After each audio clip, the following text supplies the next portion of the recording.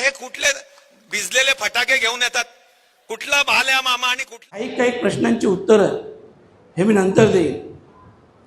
इथल्या राजकारणात उरणच्या याच्यात ठीक आहे, माझ्यावरही टीका झाली.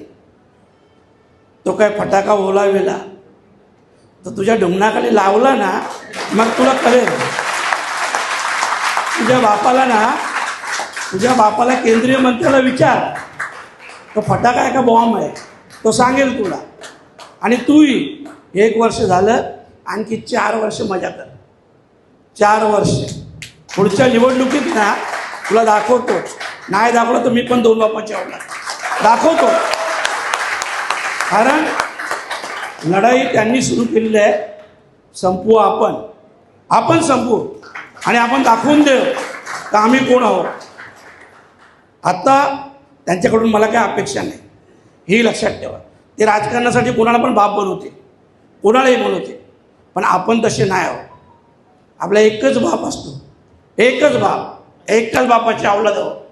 आणि आजही सांगतो, हो आम्ही दिबा पाटील साहेबांचे वारसदार आहोत. आणि हे अभिमानाने सांगतो. तुम्ही कोणाचे वारस आहात ना, तरी सांगा आम्हाला.